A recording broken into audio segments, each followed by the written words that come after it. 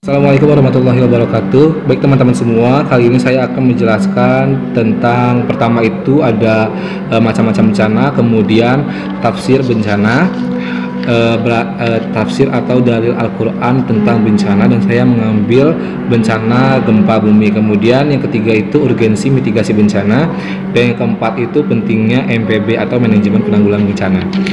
Untuk yang pertama itu bencana, macam-macam bencana.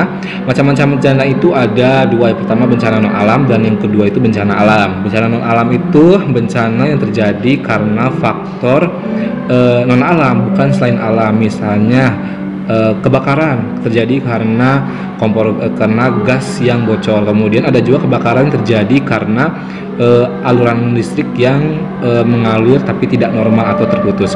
Kemudian ada juga bencana alam. Bencana alam ini ya pastinya teman-teman tahu ya.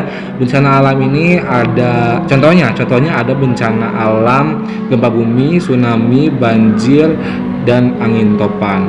Dan khususnya di daerah saya sendiri di Kota Bandung baru saja terjadi bencana alam banjir, dan itu ada di beberapa titik dan lumayan cukup deras juga aliran banjirnya. Kemudian untuk nomor yang kedua itu ada tafsir. Saya mengambil dari surat Al-Zalzalah, yang mana tafsir ini menjelaskan tentang bencana alam terjadi ketika pada saat kiamat, dan menceritakan juga tentang gempa bumi terjadi karena takdir dari Allah sebagai bahan pembelajaran kita ke depannya dalam menghadapi bencana. Seperti itu. Kemudian yang ketiga ada urgensi mitigasi bencana. Nah, mitigasi ini merupakan sebuah upaya yang ditujukan untuk mengurangi dampak dari bencana, baik bencana alam maupun non alam dalam suatu negara ataupun suatu masyarakat. Nah, kemudian kita nih sebagai muslim gimana sih caranya dalam menanggulangi bencana atau menyikapi bencana?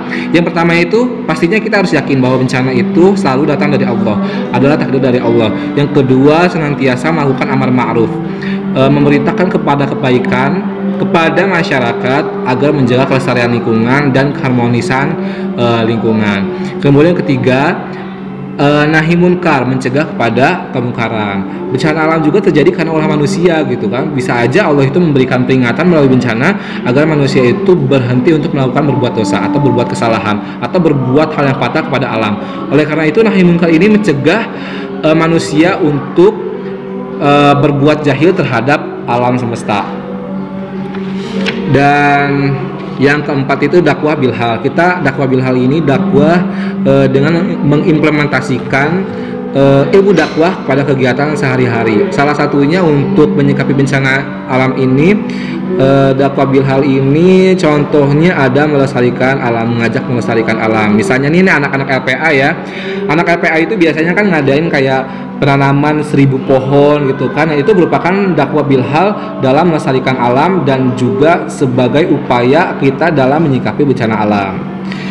Kemudian terakhir itu pentingnya MPB. Pentingnya MPB ini ya justru sangat penting banget gitu ya, karena mengingat pemerintah juga dalam mengupayakan manajemen bencana juga kadang entah itu kurang tepat atau kurang akurat seperti itu ya. Dan manajemen penanggulangan bencana ini setidaknya harus dilakukan demi mengurangi dampak buruk atau dampak yang sangat parah akibat terjadinya bencana. Baik teman-teman semua, mungkin itu saja dari saya. Terima kasih. Wassalamualaikum warahmatullahi wabarakatuh.